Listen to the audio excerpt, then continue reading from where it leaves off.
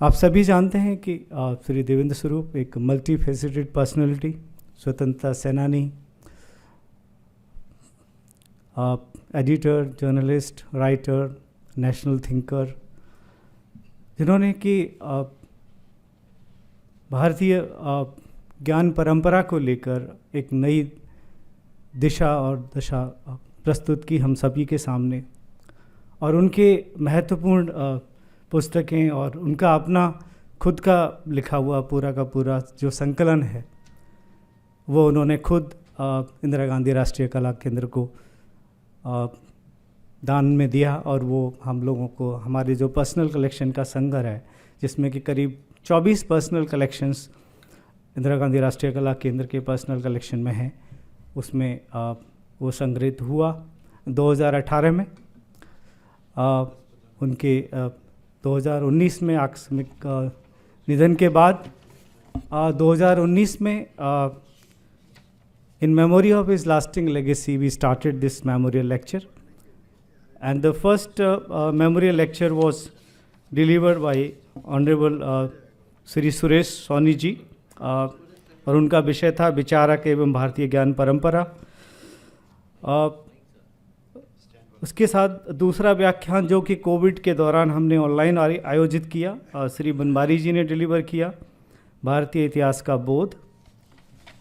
तीसरा व्याख्यान भी आज के जो हमारे माननीय वक्ता हैं डॉक्टर जितेंद्र बजाज जी ने दिया था, exploring the history of our places and history of towns creating the foundation of our country. वो तीसरा व्याख्यान था। चौथा व्याख्यान प्रोफेसर हीरामन तिवारी, जो कि जवाहरलाल नेहरू विश्वविद्यालय में सेंटर फॉर हिस्टोरिकल स्टडी के चेयरपर्सन हैं और प्रोफेसर हैं। He delivered on history, memory and intellectual tradition of ancient India. पांचवा व्याख्यान जो कि माननीय परम श्रद्धेय प्रोफेसर डॉक्टर मनोज जोशी जी ने दिया था, और जिसका विषय था बदलते हुए वैश्विक परिदेश में भारत। और आज ये छठा जो मेमोरियल लेक्चर आपके सामने प्रस्तुत किया जा रहा है, वो डॉक्टर जितेंद्र बजाज, जो कि वर्तमान में डायरेक्टर हैं सेंटर फॉर पॉलिसी। और सभी जानते हैं कि उनका महात्मा गांधी को लेकर बहुत बड़ा काम किया है, और उनकी पुस्तकें भी प्रकाशित हुई हैं। मैं आप सभी को पुनः स्वागत करता हूं और आपको आमंत्रित करता हूं कि इंदिरा गांधी राष्ट्रीय कला केंद्र का जो पर्सनल कलेक्शन का संग्रह है, जिसमें कि बहुत सारे महान विद्वानों के संग्रह संकलित किए गए हैं, आप उनको विजिट करिए। प्रोफेसर देवेंद्र स्वरूप का जो कलेक्शन है इसी बिल्डिंग की ग्राउंड फ्लोर पर संग्रहित है। आप सभी से निवेदन है कि जब भी आप चाहें उस संकलन में, उस संग्रहित कलेक्शन में आके अपना रेफरेंस कर सकते हैं, कंसल्टेशन कर सकते हैं। हम सब जानते हैं कि भारतीय ज्ञान परंपरा के क्षेत्र में प्रोफेसर देवेंद्र स्वरूप का जो अध्ययन और शोध है वो अपने आप में बहुत महत्वपूर्ण रहा है। और उनके जो पुस्तकों का संग्रह है, लगभग 8,500 पुस्तकें उन्होंने इंदिरा गांधी राष्ट्रीय कला केंद्र के संग्रह में भेंट स्वरूप दी थी, जो हमारे लिए अमूल्य धरोहर है और उसे हम सब संजो कर रख रहे हैं। और देश के अलग अलग क्षेत्र से, अलग अलग कोनों से शोधार्थी आकर उन पुस्तकों का लाभ उठाते हैं, उस संग्रह का लाभ उठाते हैं और उससे अपनी संदर्भ की सामग्री, शोध सामग्री एकत्रित करते हैं। इसके साथ ही अभी चूँकि श्री रंजन जी यहाँ उपस्थित हैं, इसलिए मैं उन्हें धन्यवाद देते हुए ये बात भी आपको सूचित करना चाहता हूँ कि प्रोफेसर देवेंद्र स्वरूप जी की वो तमाम डायरियाँ जिसमें उनके नोट्स हैं, जिसमें भारतीय ज्ञान परंपरा के ऊपर उन्होंने विपुल सामग्री लिखी है, वो भी उन्होंने अभी कुछ समय पूर्व हमको भेंट दी है। और उस पर भी बहुत शीघ्र ही कला केंद्र शोध कार्य प्रारंभ कर रहा है और उनका भी प्रकाशन हम नियमित रूप से करते रहेंगे। ये जब आदरणीय राय साहब के मार्गदर्शन में हम जब वो सब डायरियाँ देख रहे थे तो हमें आश्चर्य हो रहा था कि कितनी गहराई से देवेंद्र स्वरूप जी ने और कितने व्यवस्थित ढंग से वो सारी बातें लिखी हैं। 41 डायरियाँ हमारे पास हैं और उन 41 डायरियों में किस डायरी में कौन सी चीज़ है वो आपको किस पृष्ठ पर मिलेगी, इतना पूरा विस्तृत विवरण देवेंद्र स्वरूप जी ने हमको दिया है। ये कहने का तात्पर्य सिर्फ ये है कि एक अध्येता न सिर्फ अपने ज्ञान से और अपनी शोध से लोगों को प्रभावित करते हैं, पर पद्धति से भी प्रभावित करते हैं। तो जिस तरह की देवेंद्र स्वरूप जी की पद्धति रही है वो अपने आप में बहुत महत्वपूर्ण रही है। उसमें हिंदी में सामग्री है, उसमें अंग्रेज़ी में भी सामग्री है, और बहुत शीघ्र ही कला केंद्र उसे एक बड़ी योजना के तहत उन सभी पुस्तकों का प्रकाशन करेगा, और आपके सम्मुख हम अगले वर्ष तक संभवतः उसमें से सब नहीं तो कुछ पुस्तकें आपके सामने जब अगले वर्ष ये कार्यक्रम होगा तो प्रस्तुत कर पाएंगे, ऐसा हमारा संकल्प है। आज के विषय के संबंध में मुझे आदेश हुआ है कि मैं कोई बातें कहूं, लेकिन मैं इसके लिए पात्र इसलिए नहीं हूं क्योंकि इस विषय की जो गूढ़ता है, जो गहराई है, वो आदरणीय बजाज साहब आपके सामने प्रस्तुत करेंगे कि ये विषय आज आपके सम्मुख क्यों रखा जा रहा है और ये विषय आज आपके लिए प्रासंगिक क्यों है। हम सब जानते हैं कि स्वतंत्रता संग्राम में महात्मा गांधी की भूमिका का कोई पृथक से विवेचन करने की यूँ आवश्यकता नहीं थी, लेकिन पिछले कुछ समय से महात्मा गांधी को लेकर जिस तरह के विचार विमर्श हो रहे हैं और जिस तरह के विरोधाभासी विचार विमर्श हो रहे हैं, उसमें ये आवश्यक हो गया है कि महात्मा गांधी को लोगों के सामने सही परिप्रेक्ष्य में प्रस्तुत किया जा सके। लेकिन वो सही परिप्रेक्ष्य क्या हो, इसके ऊपर भी बहुत विद्वानों के विभेद हैं, मतभेद भी हैं। तो सही परिप्रेक्ष्य जानने की कोशिश करनी चाहिए। कुछ समय पहले आदरणीय बजाज साहब ने जो पुस्तक संपादित की थी, जिसमें उन्होंने महात्मा गांधी के स्वयं के जीवन से ही उद्धरण निकालते हुए बताया था कि वो किस तरह से सनातन के पक्षधर थे और किस तरह से सनातन को वो अपने जीवन में लागू करते थे। बहुत लोगों को ये बात पसंद नहीं आई और बहुत लोगों ने उस पुस्तक के ऊपर अलग अलग तरह की टिप्पणियाँ भी की, लेकिन हम सब जो भी बजाज साहब से निकट से परिचित हैं, हम जब जानते हैं कि जब बजाज साहब किसी विषय को हाथ में लेते हैं तो वो उसकी पूरी गहराई तक जाके और तथ्यों के साथ ही आपके सामने प्रस्तुत करते हैं। और उस पुस्तक में भी उनका ये दावा है कि उन्होंने कोई भी बात ऐसी नहीं कही है जो उन्होंने अपनी तरफ से जोड़ी हो, और वो सारी बातें जो संदर्भों में उपलब्ध हैं, अलग अलग स्थानों पर उपलब्ध हैं, वही बातें उन्होंने हमारे सामने रखने का प्रयास किया है। तो इस दृष्टि से जब आज हम इस बात की चिंता कर रहे हैं कि भविष्य का भारत यानी सन 2047 का भारत क्या होगा, तो हम सबको ये भी सोचने की आवश्यकता है कि सन 2047 के भारत की निर्माण की जो परिकल्पना है उसमें महात्मा गांधी हमारे बीच में कहाँ उपस्थित होते हैं। तो ये सिर्फ प्रश्न स्वाधीनता संग्राम, स्वाधीनता आंदोलन का ही नहीं है, ये भविष्योन्मुखी भारत का भी प्रश्न है कि उस भविष्योन्मुखी भारत में महात्मा गांधी हम सबके बीच में कहाँ हैं, हमारे जीवन में कहाँ हैं, सामाजिक जीवन में कहाँ हैं और अंतर्राष्ट्रीय फलक पर कहाँ हैं। ये बात हम सबको अलग से बताने की आवश्यकता नहीं है, लेकिन हम सब जानते हैं कि पूरे विश्व में अगर भारत के कोई व्यक्तित्व सबसे ज़्यादा परिचित हैं तो उसमें या तो महात्मा गौतम बुद्ध हैं या फिर बापू हैं, महात्मा गांधी हैं। पता नहीं विश्व के कितने देशों में महात्मा गांधी की प्रतिमाएं हैं या उनके नाम से संस्थाएं हैं जो काम करती हैं, और पूरे विश्व में न जाने कितने शोधार्थी हैं जो महात्मा गांधी का अलग अलग ढंग से अनुशीलन कर रहे हैं। लेकिन इन सब के बावजूद भी सही परिप्रेक्ष्य में गांधी हम सब के सामने प्रस्तुत हो पाए, ऐसे गंभीर प्रयास कम से कम भारत में वर्तमान परिदृश्य में बहुत कम हुए हैं। आदरणीय बजाज साहब ने एक बहुत गंभीर, बहुत ही विचारशील प्रयास किया था जब उन्होंने वो पुस्तक महात्मा गांधी के ऊपर निकाली थी। हम सबका ये सौभाग्य है कि वे सहमत हुए हैं, आदरणीय राय साहब की प्रेरणा से वे सहमत हुए हैं कि वे इस विषय पर हम सबको उद्बोधन दें, अपना वक्तव्य प्रस्तुत करें, स्वतंत्रता संग्राम में महात्मा गांधी की भूमिका। हमें विश्वास है कि आज का जो वैचारिक उद्वेलन है वो वैचारिक उद्वेलन निश्चित रूप से हम सब के लिए एक नई राह खोलेगा, हमारे विचार के लिए और हमारे वैचारिक मंथन के लिए। तो एक नए विमर्श की शुरुआत संभवतः आज के इस व्याख्यान से हो सकती है, ऐसी हम आशा कर सकते हैं। आज का विषय स्वतंत्रता संग्राम में महात्मा गांधी की भूमिका के आकलन का है। जैसे माननीय सच्चिदानंद जी ने बताया, हमने महात्मा गांधी पर कुछ काम किया है, उनके लेखन को बहुत गहराई से पढ़ने का अवसर हमें मिला है। और उसके आधार पर हम लोगों ने 2 पुस्तकें लिखी हैं।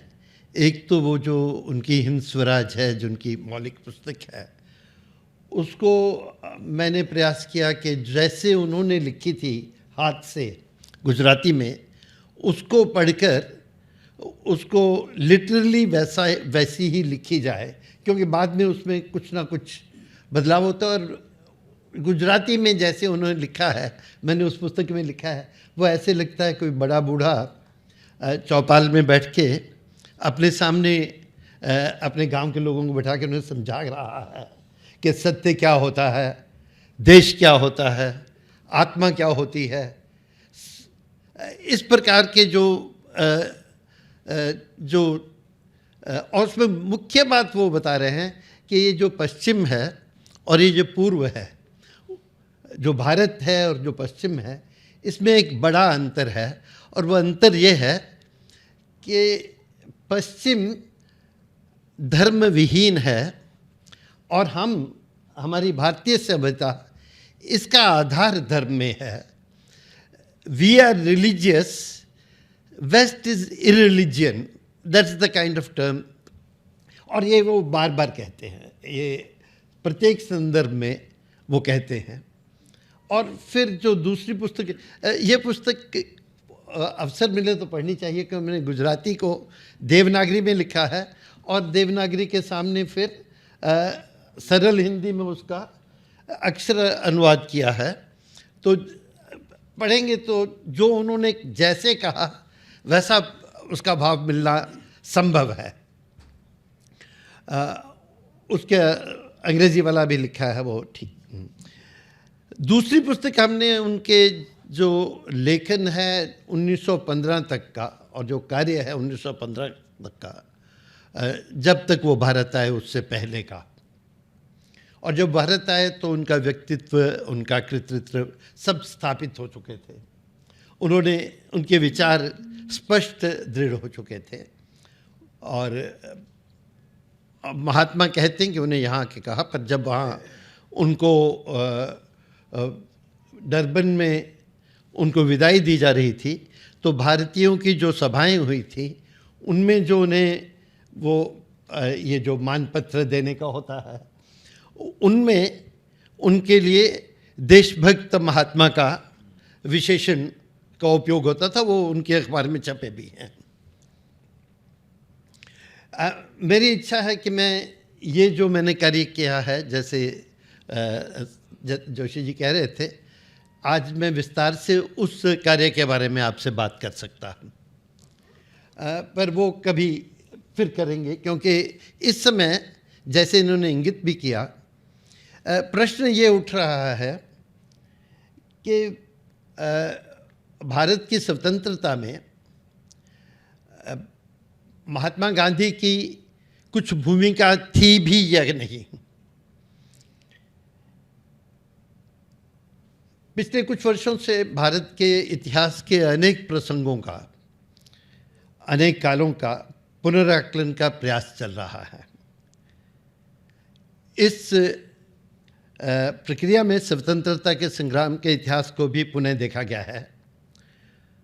और इस प्रक्रिया में कुछ सार्वजनिक इतिहासकार, I am not using this derogatively, public historians जो अंग्रेजी में कहा जाता है, and certainly not using it derogatively, because they're public historians, because their work is presented in public on the social media, on YouTube, in books also.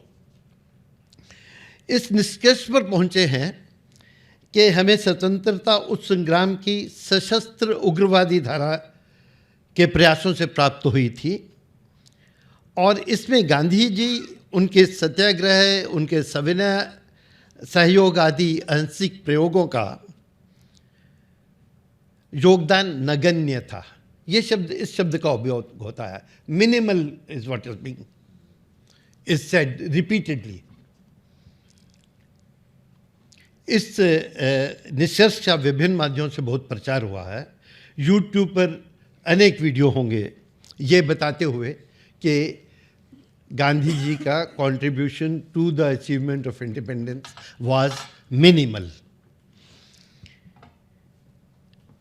अनेक उच्च शिक्षा संस्थानों में, अनेक IITs में, IIMs में इस विषय पर व्याख्यान दिए गए हैं।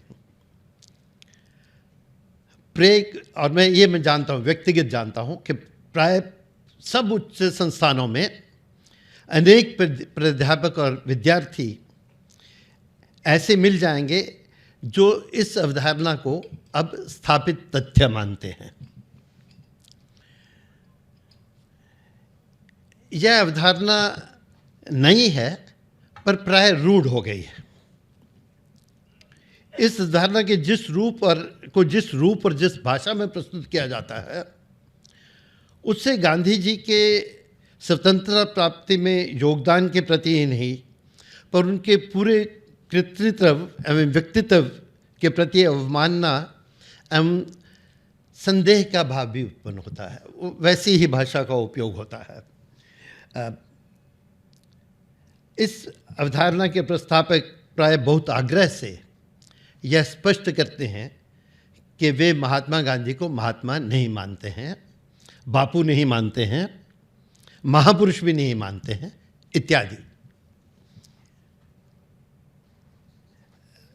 आज के व्याख्यान में मैं इस अवधारणा के पीछे के जो ऐतिहासिक तथ्य गिनाए जाते हैं उनको आपके सामने प्रस्तुत करूंगा, उनका आकलन करूंगा, क्योंकि मैं संदर्भ के स्रोतों को मूल में उद्धृत करना चाहता हूं।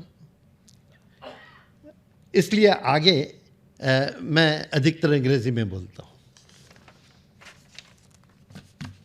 आप हिंदी में भी बोल सकते हैं। नहीं, क्योंकि वो अंग्रेजी में कहा गया है, तो I don't want to make error.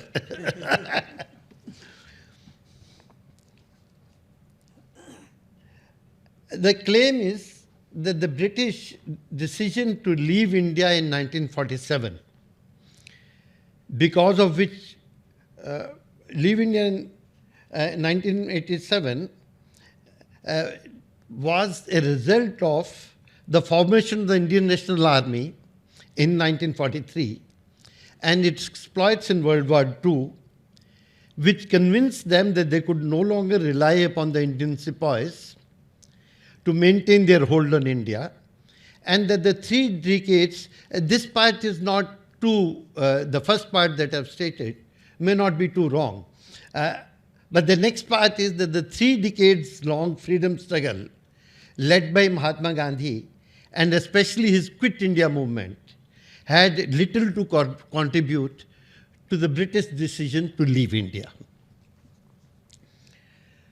The claim was first tentatively presented by Ramesh Chandra Majumdar, the renowned national historian of modern India.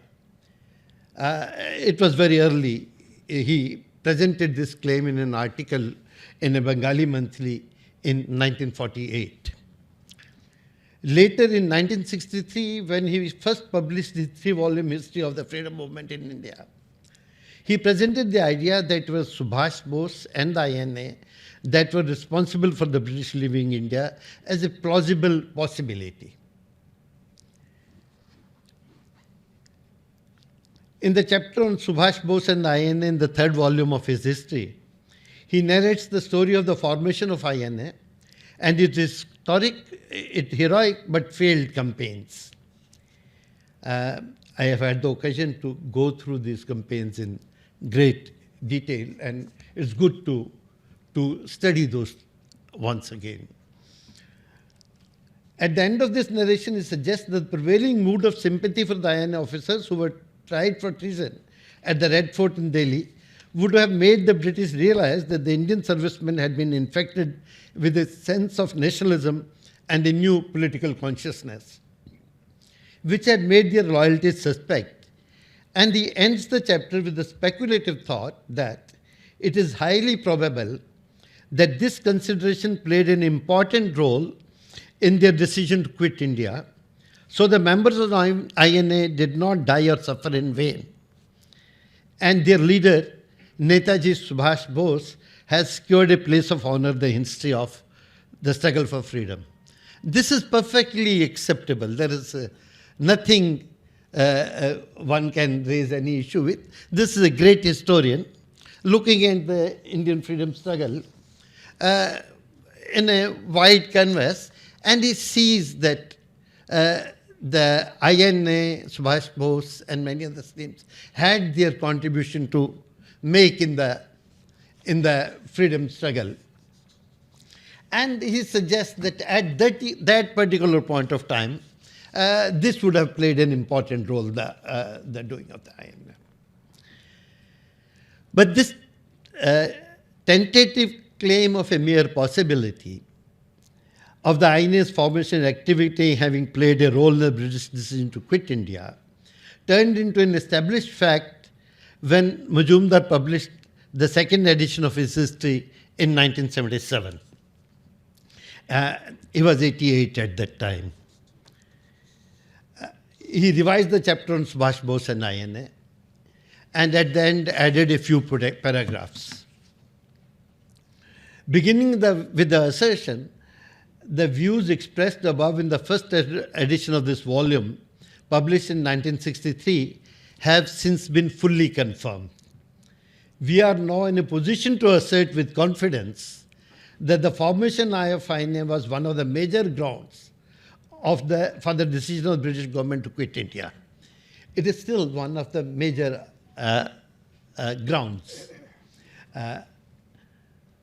And the reason for this new assertion was a letter written by Fani Bhushan Chakravarti, who was a former Chief Justice of the High Court at Calcutta and who served as an acting governor of West Bengal for about 3 months when H.C. Mukherjee died suddenly. He wrote a letter on 30 March 76 to the publisher of Majumdar, in which he said that, and this is as quoted, the letter is as quoted by Majumdar in his second edition. When I was acting a governor of West Bengal in 1956, Lord Attlee, who gave India freedom, please notice the word, who gave India freedom by putting an end to British rule, visited India and stayed at the Raj Bhavan, Calcutta for 2 days. I had then a long talk with him about the real grounds of the voluntary withdrawal of the British from India. I put it straight to him like this. The Quit India movement of Gandhi practically died out long before 1947. And there was nothing in Indian situation at that time which made it necessary for the British to leave India in a hurry. Why did they do so? In reply, Attlee cited several reasons, the most important of which were the activities of Netaji Subhash Chandra Bose, which weakened the very foundation of the British government. Towards the end, I asked, Fani Bhushan Chakravarti, I asked Lord Attlee about the extent to which the British decision to quit India was influenced by Gandhiji's activity, not Gandhiji's, Gandhi's activities.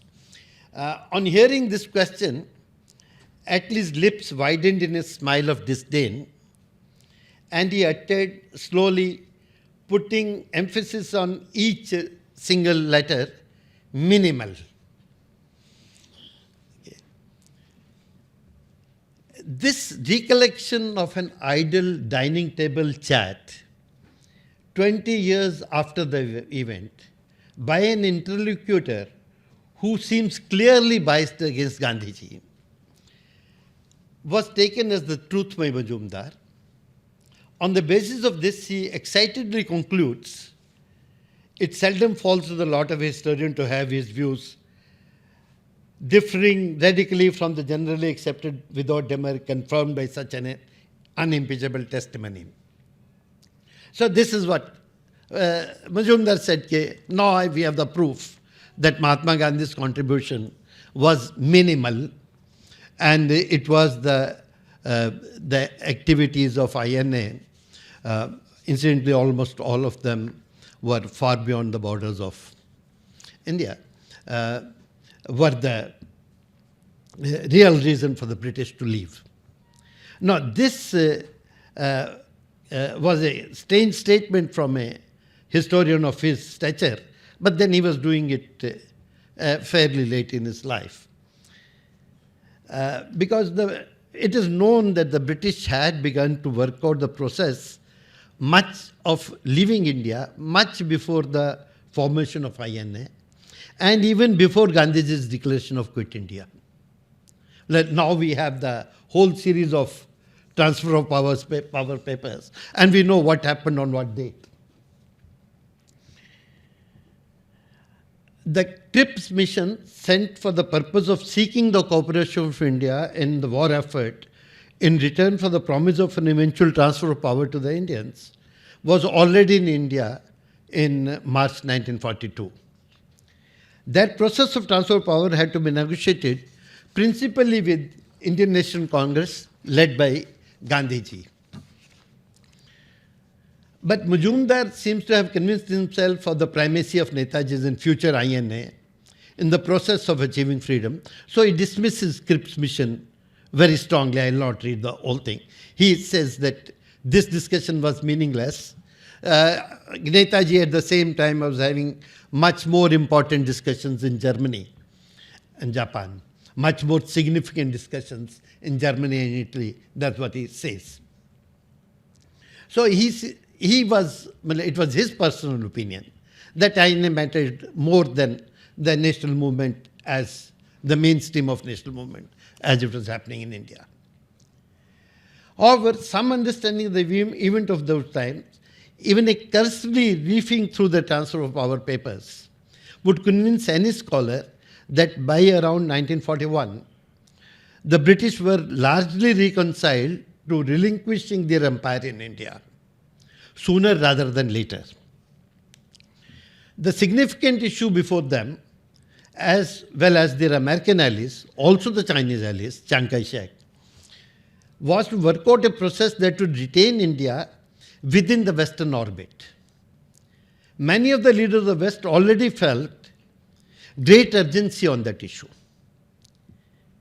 Attlee, in his memorandum recommending the sending to India of a representative with wide powers to negotiate a settlement on India, which was prelude to the Cripps mission, underlined the urgency, saying that what I have little or no, why I'll have no little or no faith in mere gestures, I do consider that now is the time, and this is early 1942, now is the time for an act of statesmanship. To mark time is to lose India. That's his phrase.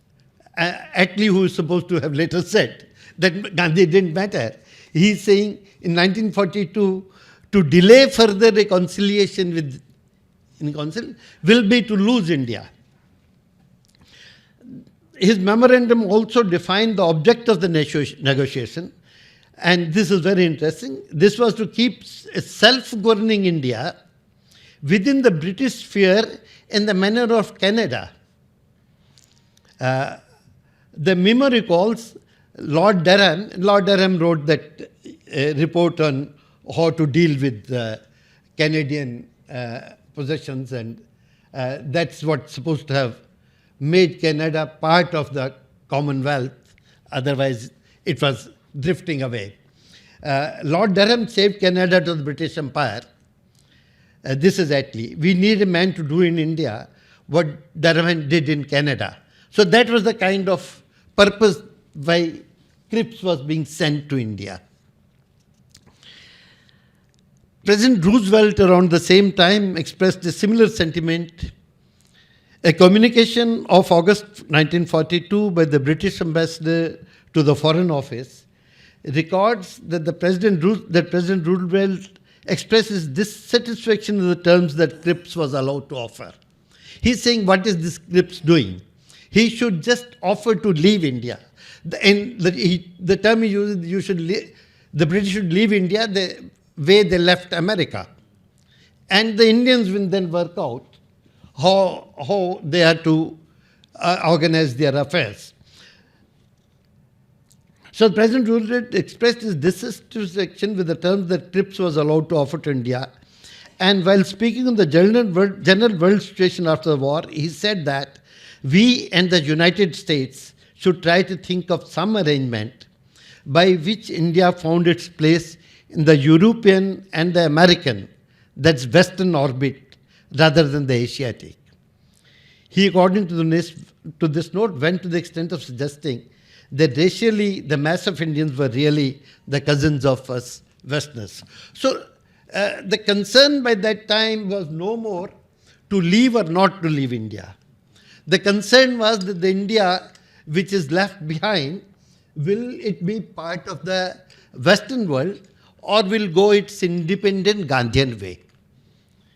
That was the concern which was before the British at that time. That is clear from the transfer of power papers. And incidentally, that concern of the West remains till today. Today also it is the same concern that in the constellation of world powers, whether India remains within the Western sphere or it finds some other way. And Mahatma Gandhi was trying to find, from the time of Hind Swaraj, another way for India.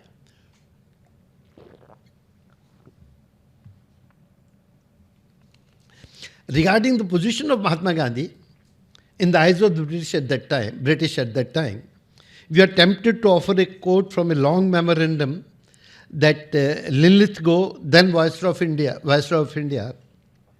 addressed to Emery, the Secretary of State for India, in January 1942. This is still before Quit India movement.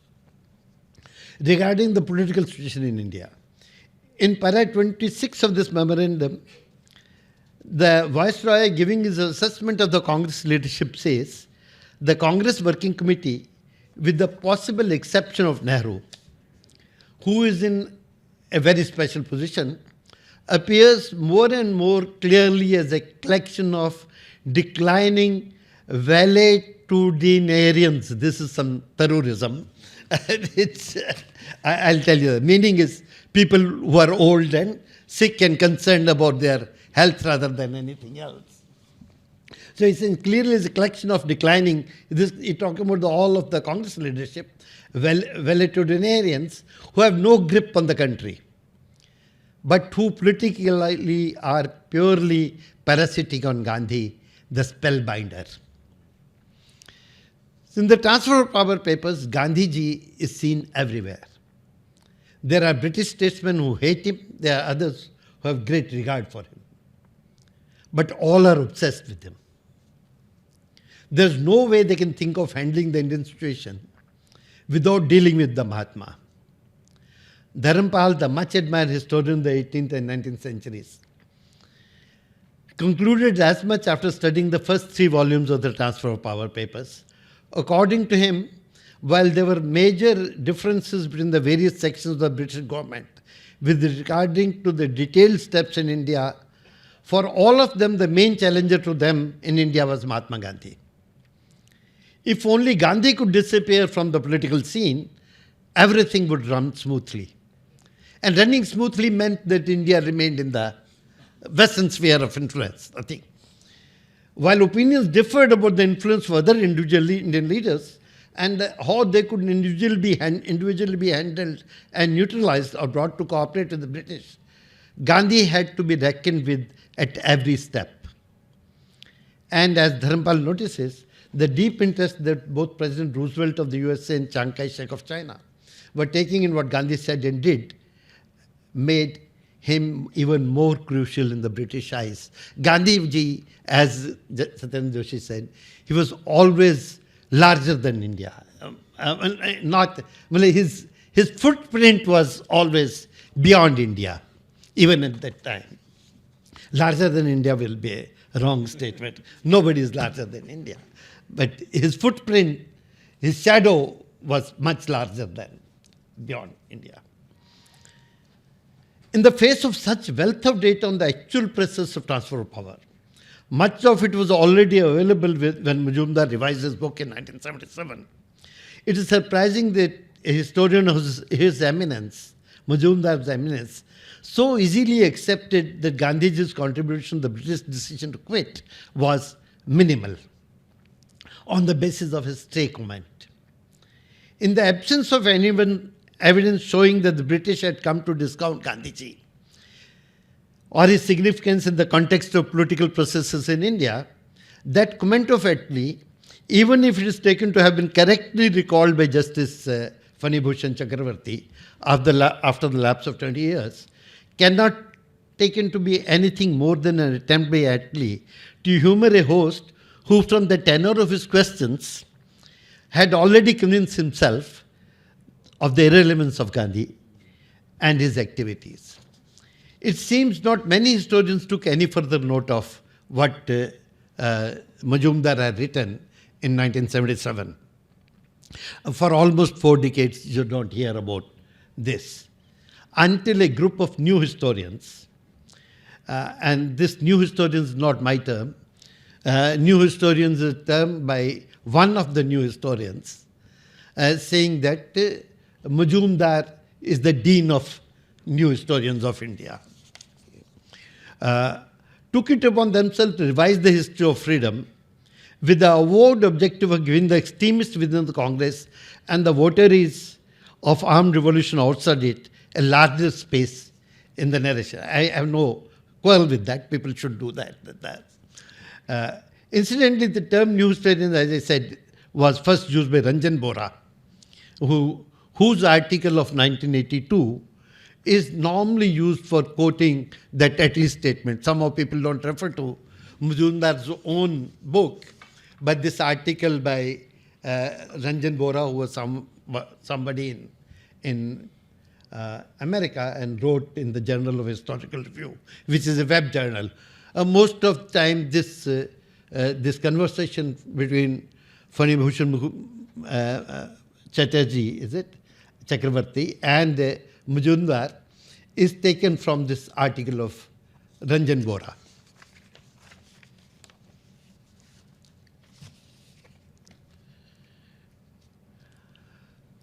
So we started looking at this from recently, about 10 years ago. People started looking at it again. And as far as I'm concerned, this new interest in the history of freedom is entirely welcome. The effort, especially the concerted effort made in the 75th year of independence to recall the contributions of unknown and unsung heroes of the freedom movement, has brought to national consciousness the sacrifices of a large number of participants in the freedom struggle, about whom we had forgotten. Many of them belong to remote parts and relatively deprived communities of India. Much of this work, however, remains at the journalistic level. And for the historians of India, it's a very important field where during the Amritotsav, all those new heroes that we have discovered, to write actual rigorous histories of them. I recently went to Jhabua and then went to Mangad, that place where Govind Guru and his followers in large numbers were killed.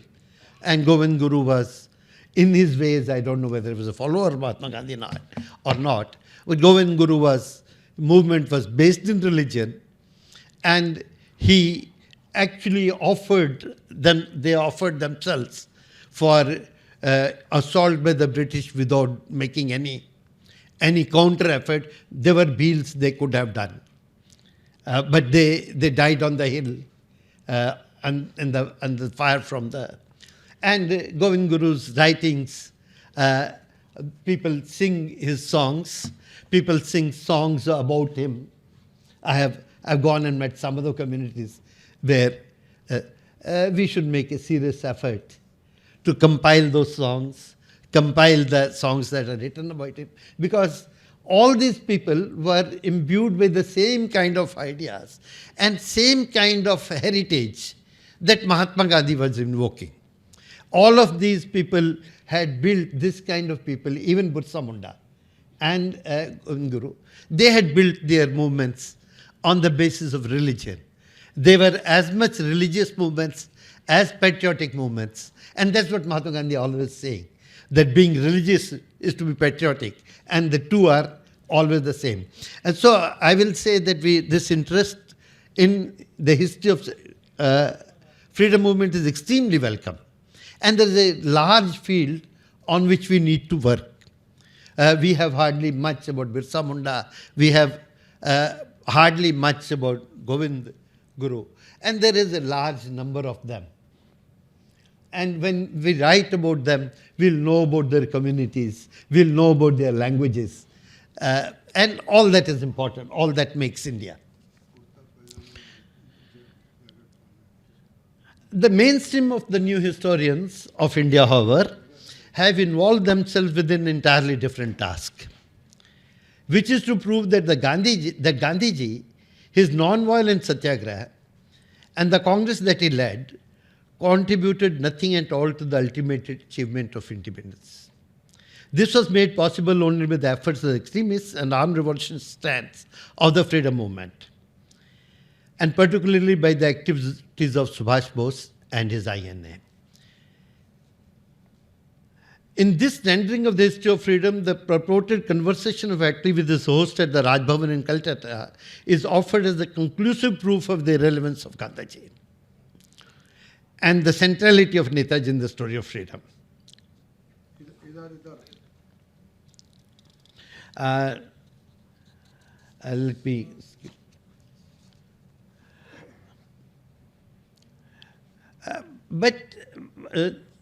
Majumdar wrote this, but Majumdar to an extent was still constrained by the constraint that a scholarly historian has. The new historians of India are not constrained by such scholarly restraint. They do not think of themselves as mere scholars. We have a term, they have a term, of the Bauddhic Kshatriyas. The term is actually a contradiction in terms. In their telling, at least one comes to literally imply that Gandhiji had minimal contribution to make the achievement of freedom. In some versions, he is held responsible for actually delaying the achievement of freedom. In yet other versions, he is held responsible for the partition of India, and is confidently asserted that if Netaji were in command, there would have been no partition of India. Incidentally, on the issue of you read Netaji, on the issue of Hindu-Muslim relationship, this is one issue on which there is entire agreement between Netaji and Mahatma. There is really no difference in the two of them. In all of these versions, much of the blame for many of the failures of freedom movement is placed upon what is derisively referred to as Gandhi's cult of pacifism. In one version of this story, which is also very, very visible on the YouTube, and perhaps written down,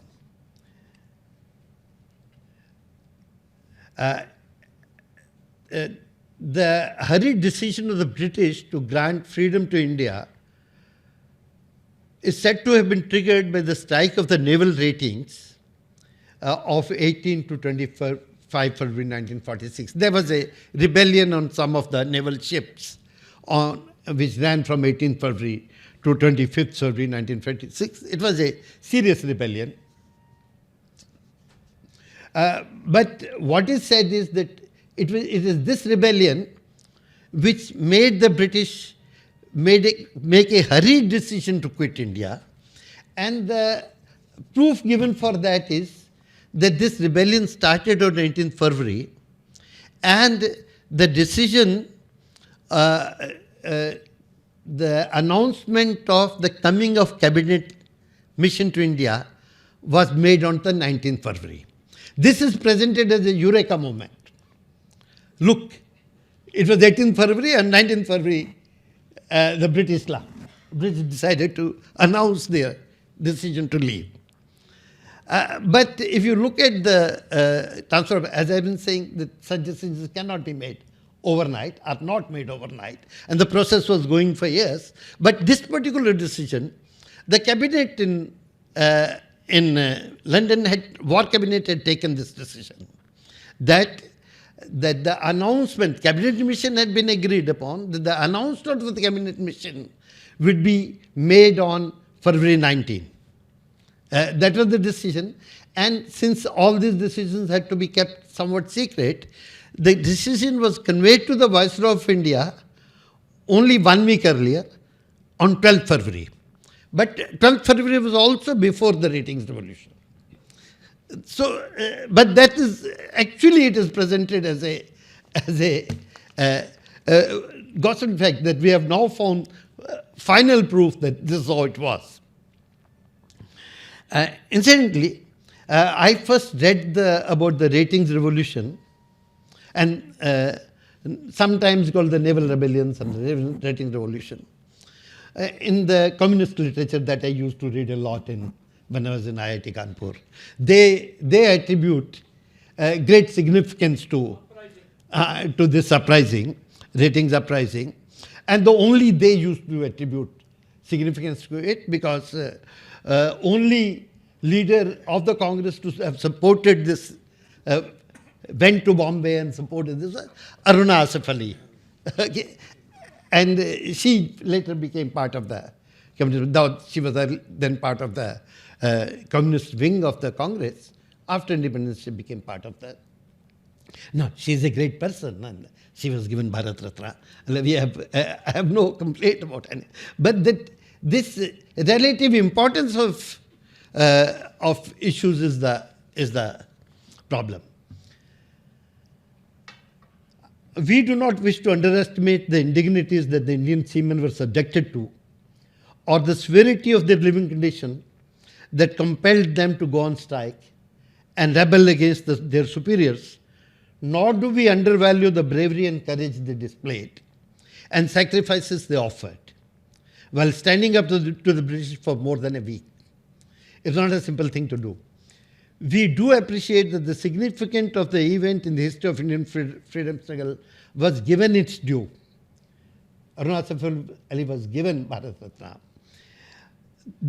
And it was given belated recognition when the Indian Navy named two of its smaller ships after the leaders of this rebellion, Madan Singh and B.C. Dutt. Two of the ships are two of the series of boats are named after them. And there's a naval uprising museum. And all this has happened, I think, by 2004. There's a naval uprising museum in Colaba.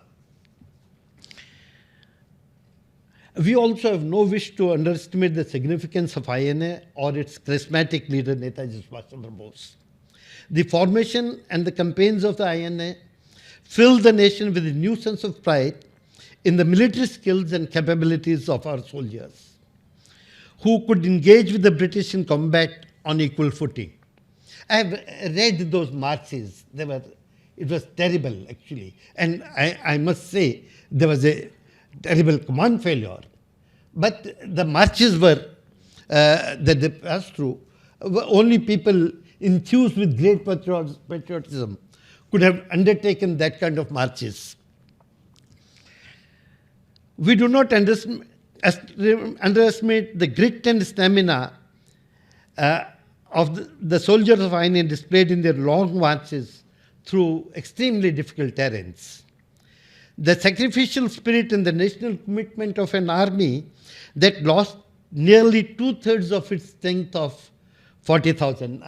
That number I cannot give you with some. It can be anything between 40,000 to 60,000. That can hardly be diminished. The valor and sacrifice remains etched in the national consciousness, and Netaji is indeed revered across the nation as one of the tallest figures in the freedom struggle of India. It is indeed credible that the new historians of India are drawing further attention to this facet of the freedom struggle. We agree with their understanding that this part of history has not been adequately studied. We agree with, it is fortunate that some of the military experts among these new historians of India have begun to study the campaigns of the INA from the military perspective. We need detailed study of not only the INA and its activities, but also of many other streams of the multidimensional, multi-pronged fight against the British that India waged. We have no issue with any of this. We need not have an issue with any of this. What we find problematic is the intense effort to diminish Mahatma Gandhi in the process of valorizing Subhash Bose and his INA, or valorizing other streams of the national movement. History is not a zero-sum game. We do not have to denigrate the core stream of our freedom struggle in order to appreciate and recognize several other streams that contributed to in their own distinct ways to the achievement of freedom. Unfortunately, much of the new history of the freedom struggle is being presented as not only a negation, but also a denigration of Mahatma Gandhi. Incidentally, when I was reading about the INA, the first INA that Mohan Singh formed, when they agreed to form INA on the advice of the Japanese, there was a set of resolutions that were written down. I think they're called Biradari resolutions or whatever. Part of the purpose of the resolutions was that the INA should not be entirely on the mercy of the Japanese. That they wanted to keep some distance between the two. And there were other reasons. But one of the resolutions was that the INA will not move towards India except at the call of Mahatma Gandhi and the Indian leadership. This was and when Mahatma Gandhi gave the call for quit India, that was taken by many of the officers of the INA, because quit India was an open-ended call. In quit India, Mahatma Gandhi was not asking only the congressmen to participate. He was not even insisting that he was asking everyone to do whatever he or she can. Karo or maro was for everybody. And that call was taken by many of the officers of INA as an invitation to move towards India. That is recorded. That's those people who are very sympathetic to the INA, they record this part. So that was the kind, because after all, there was a mainstream of Indian freedom struggle, and others were contributing. They may not have agreed with many parts of the struggle, but nobody wanted to be outside that mainstream. And in fact, in that Prem Sehgal jo hai, you will know about him. He says that he was responsible. Prem Sehgal is a communist. Prem Sehgal is very strongly anti-Mahatma Gandhi. And he claims that he insisted on that part of the resolution. Okay. So that is the kind of widespread. India was a different place. India was not that on several issues in that period. India had an agreement across the board, across the communists, across the socialists, across the various parties, across those who believed in Sashastra Satyagraha and those who believed in Pacific Satyagraha. That Mahatma Gandhi is important, that movement is important, and we are all part of that movement. That was an understanding throughout, which we are trying to break today. One may or may not be in agreement with the politics of Mahatma Gandhi, but his ideas of ahimsa, satyagraha, and dharma, anchoring of both personal and public life in all prevailing sense of righteousness, which is the sense of what we call Sanatana Dharma, represents the core of religion in India. These represent very essence of Indianness. And Mahatma Gandhi is not discovering these. He's only teaching to you them. As I said, Govind Guru wouldn't have taken it from Mahatma Gandhi. Birsa Munda would not have taken the same sense of what is dharma, what is righteousness, what is Ignca from Mahatma. They knew it because this is the way of being Indian. Majumdar, the acknowledged dean of the new historians, in the preface of his history, ridicules each of these founding principles of the Indian way of being that Mahatma Gandhi ji articulated so eloquently in his life and his practice. In the current spate of writing speeches discussing the last phase of freedom movement, not only Subhash Bose is credited with the entire credit for the achievement of freedom, but the use of armed force and hard power that he represents is valorized as the ideal for New India. One of the more popular books of this year, the author asks, these seminal questions posed by Justice Chakravarti dealt with the issue of how India got its freedom. Did we get it because of the soft power of Ahimsa, non-violence and satyagraha, or was the use of the force, the hard power employed by Netaji and INA, instrumental in forcing the Britons to leave? These are seminal issues, according to this author, about the very how and why of the state formation in India. These are indeed seminal issues. And these need to be widely discussed. Before we decide to adopt for ourselves a new alien ideal of ourselves as a people and as a state. The ideal that Mahatma Gandhi represents, we are familiar with, and we know where it is coming from.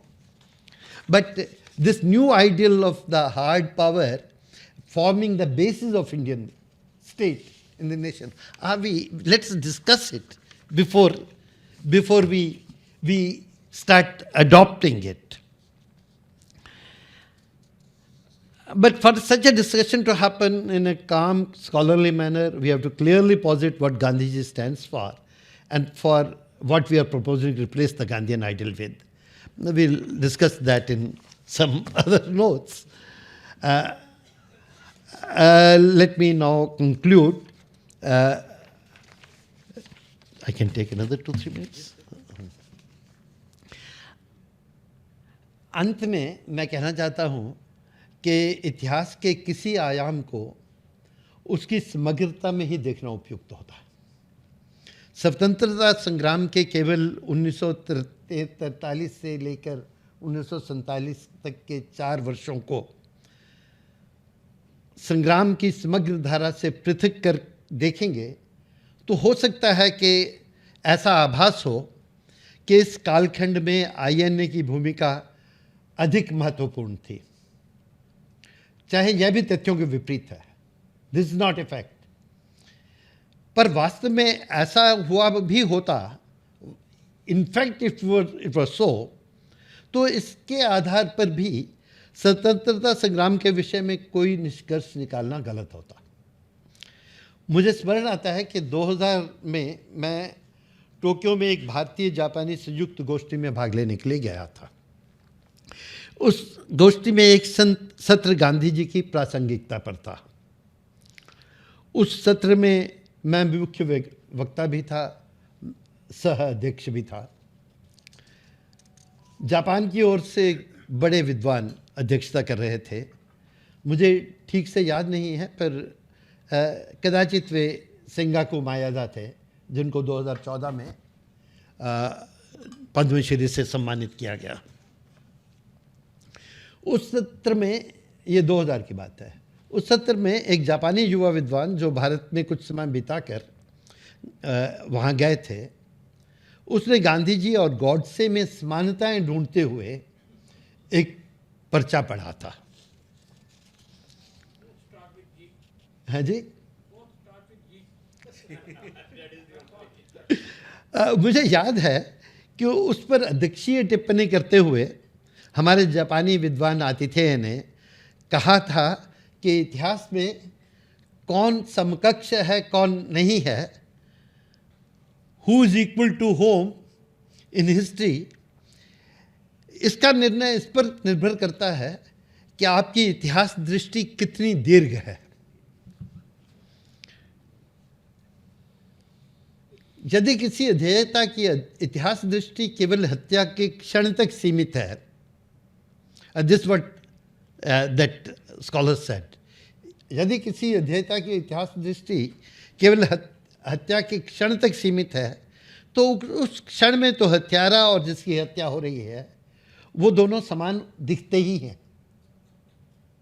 And then actually he told that scholar, and this we will never tell a scholar in our institutions. He took his name and said in an international gathering that you have a good head in your shoulder. Use it better next time.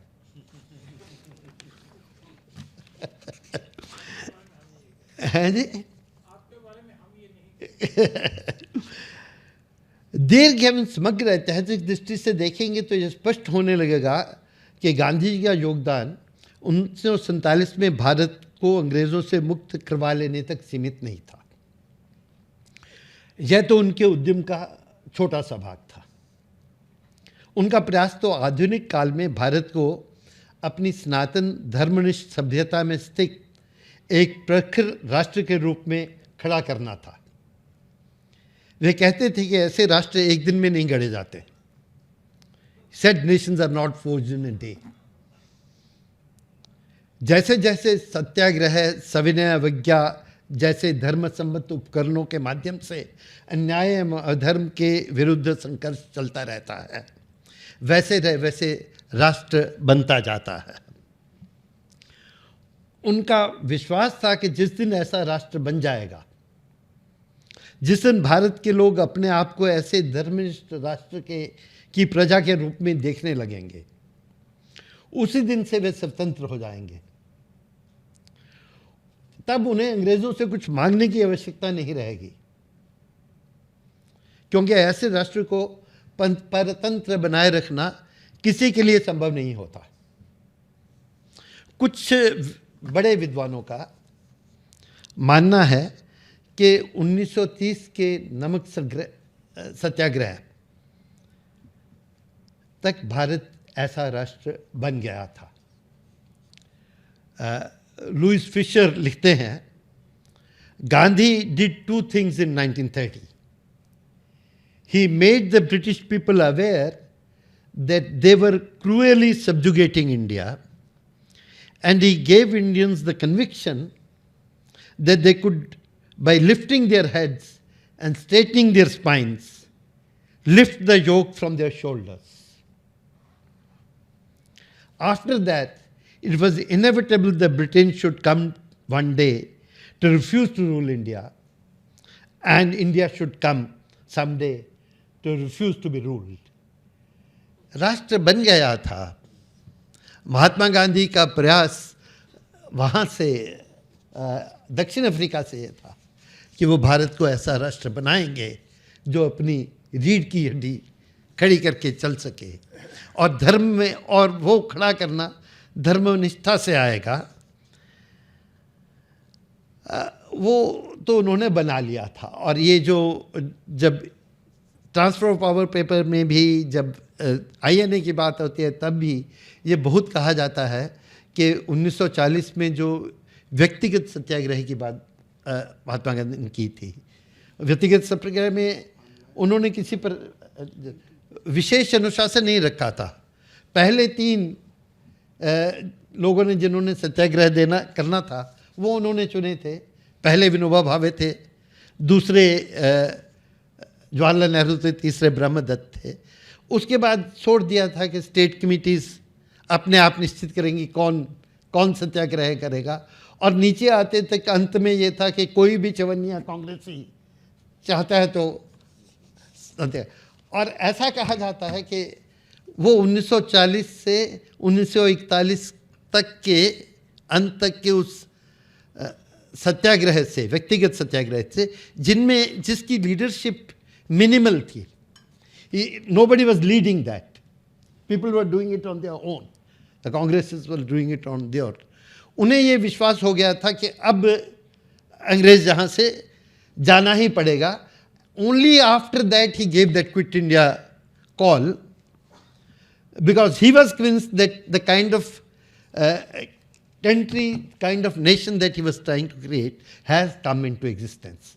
और जब quit India की call दी थी, उन्होंने ये जो उनके विशेष, वो केवल अपने अनुयायियों को नहीं कह रहे थे कि आप करो या मरो, वो नहीं कह रहे थे कि आप अहिंसक रहो, उन्होंने ऐसा कुछ नहीं कहा.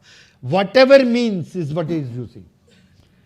Ensure that the British quit India by whatever means, and whatever means were used in the Quit India movement.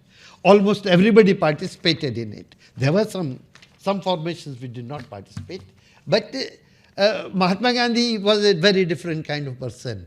He wanted people to be of certain kind, but he also knew that people have their different ways. Our mainstream will be whatever we call pacific, but other people will interpret dharma in different ways, and they will do what they do. And I don't think he would stand in their way. He wouldn't have stood in the way of Subhash Bose, except that Subhash Bose wanted to take Congress along that direction, which of course he could not have allowed. And incidentally, I think he told Subhash Bose that when you are able to achieve victory through your armed forces, I'll be the first one to send you a telegram of congratulations. So his was very, बहुत व्यापक दृष्टिकोण था. एक बात और मैं कह दूं और फिर जल्दी बंद करते हैं. गांधी जी जिस धर्मनिष्ठ राष्ट्र की बात कर रहे थे, वह उनके अपने मन की उपज नहीं थी. वे जानते थे कि अपने उच्च कालों में भारत सर्वदा ऐसा ही राष्ट्र रहा है जिसमें किसी प्रकार के अधर्म अथवा अन्याय को प्रजा में कोई प्रश्रय नहीं मिलता है. सत्याग्रह जैसे जिन उपकरणों का वह उपयोग कर रहे थे, वे भी नए नहीं थे. गांधी जी जानते थे, और अब इसके पर्याप्त ऐतिहासिक प्रमाण हैं, कि भारत में जब भी प्रजा को लगता था कि राजा को कोई आदेश धर्म संगत नहीं है, न्याय संगत नहीं है, तो प्रजा उससे मानने से इनकार कर देती थी और सत्याग्रह, धरना, तरागा जैसे साधनों से उसका प्रतिकार करती थी. ऐसे समय में नियम यही था कि राजा प्रजा की बात मानेगा. अंत में मैं यह भी कहना चाहता हूँ कि जिस धर्मनिष्ठ राष्ट्र को गांधी जी ने पुनः जागृत किया, वह अंग्रेज़ों के जाने के पश्चात वापस सो गया हो, ऐसा नहीं है.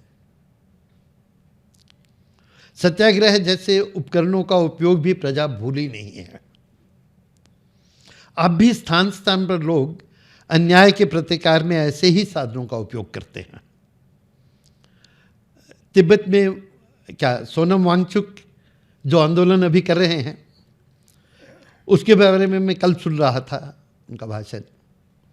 वे ठीक उसी भाषा का और ठीक उन्हीं उपक्रमों का उपयोग कर रहे हैं जिनका उपयोग गांधी जी ने भारत के लोगों से करवाया था. धर्म अधर्म की भाषा, अहिंसक सत्याग्रह, सविनय अवज्ञा जैसे उपक्रम भारत की सनातन सभ्यता का अंग है. नए इतिहासकारों द्वारा इन शब्दों का उपहास करना अच्छा नहीं लगता, पर वे इतिहासकार और हम आप भी जो भी कहते रहे, ये शब्द और ये उपक्रम भारत की प्रजा के और कदाचित विश्व के समस्त पीड़ित समाजों के तुनीर में रहेंगे ही. जहाँ जब भी स्वनिष्ठ प्रजा ऐसी भाषा एवं ऐसे उपक्रमों का उपयोग करेगी, तो वहाँ गांधी जी को श्रद्धा से स्मरण किया जाएगा. इसीलिए वे सर्वदा प्रासंगिक रहेंगे, सर्वदा पूजनीय रहेंगे. उनको पूजनीय बनाए रहने में ये राष्ट्र पूजनीय बनता है. और आशा है हम उस दिशा में चलेंगे. नमस्कार. गांधी जी के बारे में जैसा जितेंद्र बजाज जी ने कहा, मैं भी मानता हूँ. और अभी पिछले दिनों तीन मूर्ति में जे के एम जे अकबर की एक किताब आई तीन मूर्ति के अध्यक्ष यानी प्रधानमंत्री संग्रहालय के अध्यक्ष निपिन जी ने मुझे वो किताब भेजी और मुझे कहा कि आपको उसमें बोलना है। एमजे अकबर की एक नई किताब आई है, गांधी इन 3 कैंपेन्स। अच्छा रिसर्च करके उन्होंने भी उस पुस्तक में गांधी जी ने कैसे 3 महाअभियान चलाकर देश को आज़ाद किया, इसके बहुत प्रामाणिक विवरण हैं।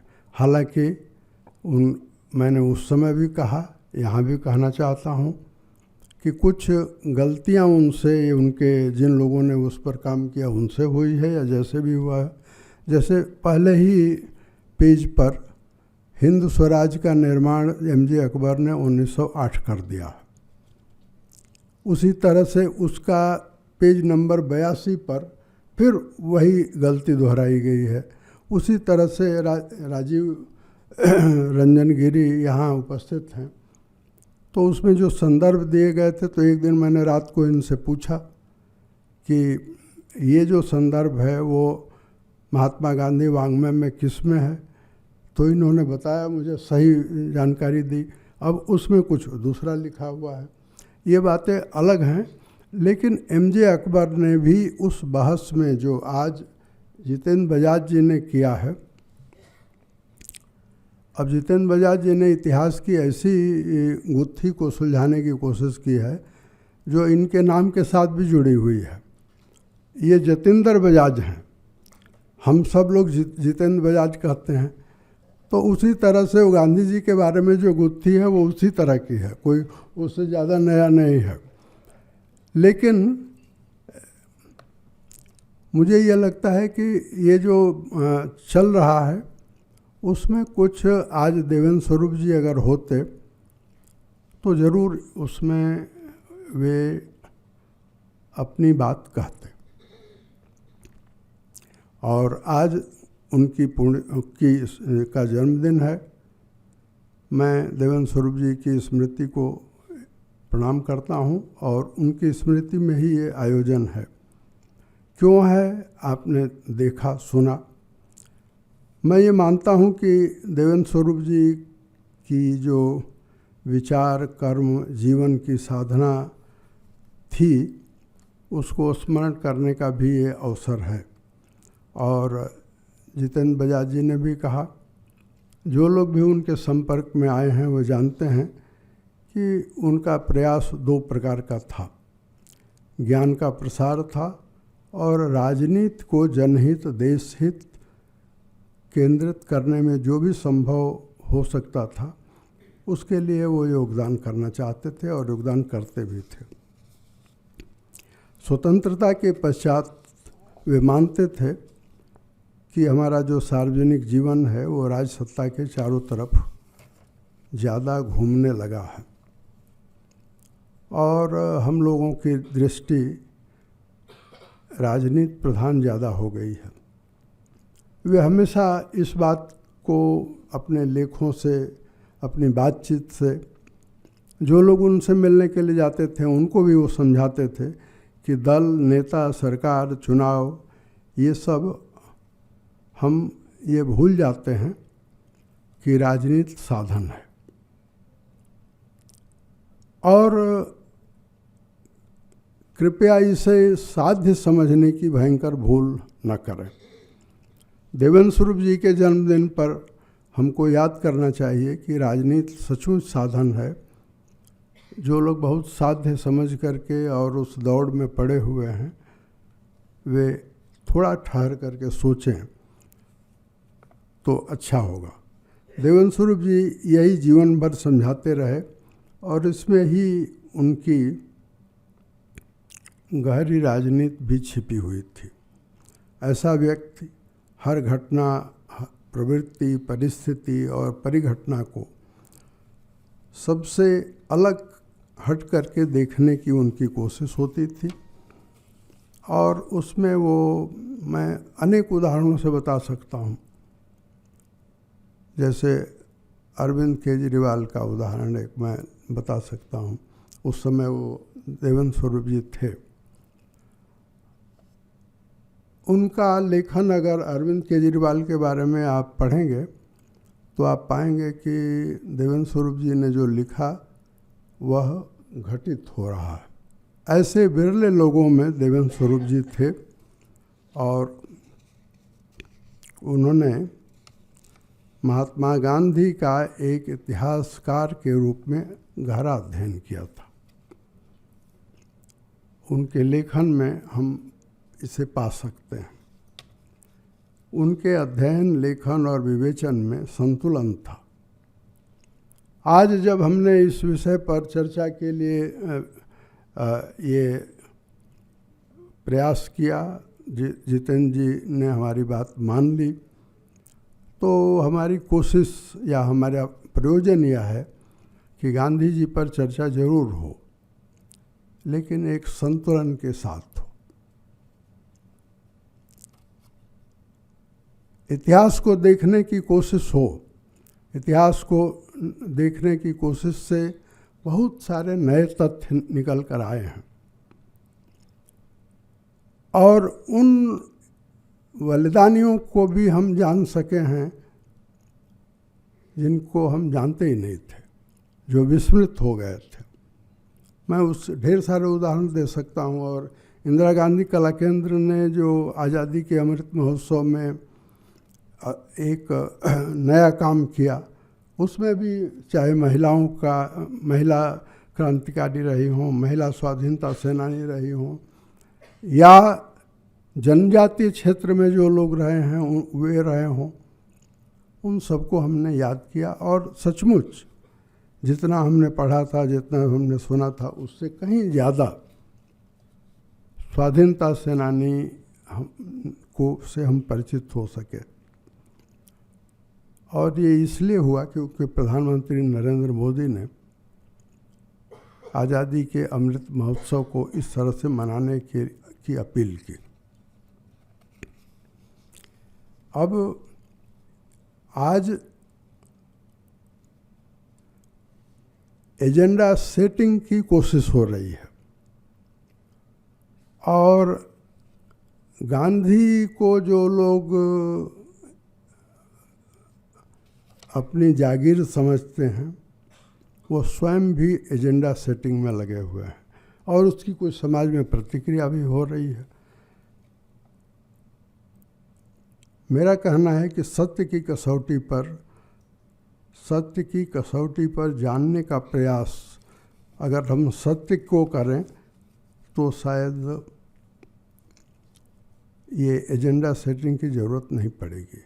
आज जितेंद्र बजाज जी ने स्मारक व्याख्यान में जो बताया वह हम समझें, सोचें और उसे समझाएं। विचार के प्रदूषण को जितना हो सके दूर करें।